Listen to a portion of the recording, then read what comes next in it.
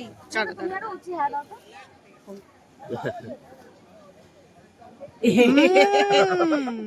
তিয়াশা সবচেয়ে এবং খুনসুটিও বরকরার। রোশনাইতে যখন ধ্রুবদাকে পেয়েছিলাম খুব কম দিনের জন্য, আর তখন আমার ধ্রুবদা তো কথাই বলে না। ঠিক আছে, ধ্রুবদা আবার আমার সম্বন্ধে এটা ভেবেছিল তিয়াশার খুব অ্যাটিটিউড, কথাই বলে না, কিন্তু আমরা কথা বলার চান্সই পাইনি। এখানে আসার পর দেখতে পেলাম উল্টো, মানে সবটাই উল্টো। তো খুব ভালো বন্ডিং।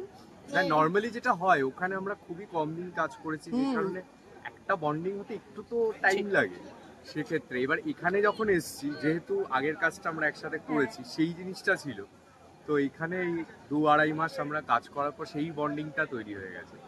আর সত্যি কথা বলতে যে যে কোনো একজন ভালো অভিনেতা বলো, ভালো অভিনেত্রী বলো, সবাই চায় যে তার অপোজিটে একজন ভালো মানুষই আসুক এবং ভালো মানুষই কাজটা করুক, যাতে আমাদের স্ক্রিনে দেখতে ভালো লাগে এবং অভিনয়টা যেন সেভাবে বেরোয়। তো সেই দিক থেকে আমি খুব হ্যাপি সেই জিনিসটা আমি খুব হয়েছে। টেনশনে ছিলাম। হ্যাঁ, কারণ ধ্রুবদা তো খুব ভালো অ্যাক্টর না, তো সেকেন্ডে এক্সপ্রেশন চেঞ্জ করতো, আর আমি তখন ভাবতাম ওই এক্সপ্রেশন এক্ষুনি আবার চেঞ্জ করে দেবে, আমাকে রেডি থাকতে হবে। তো আমি একদম টোয়ের ওপর থাকতাম ধ্রুবদার সাথে যখন হতো। আর স্বাভাবিক হাইট নিয়ে আমাদের হিলটা পর মানে ধ্রুবদার সাথে সিন থাকলে একটা হিল একটা ফ্ল্যাট সবসময় ক্যারি করে রাখতাম, কারণ কিছু করার নেই। এখন ওই হিটের ওপরেই দাঁড়িয়ে আছে।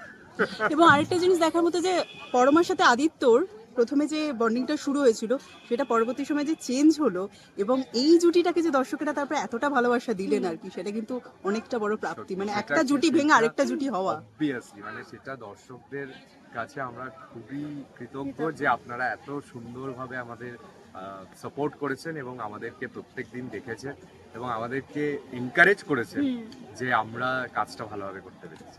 নিজেদের চরিত্র থেকে কি কি রেখে দিলে? কি রেখে দিলাম? হ্যাঁ, একটা করে কিছু আমি একটা চুড়ি রেখে দিয়েছি। তুমি?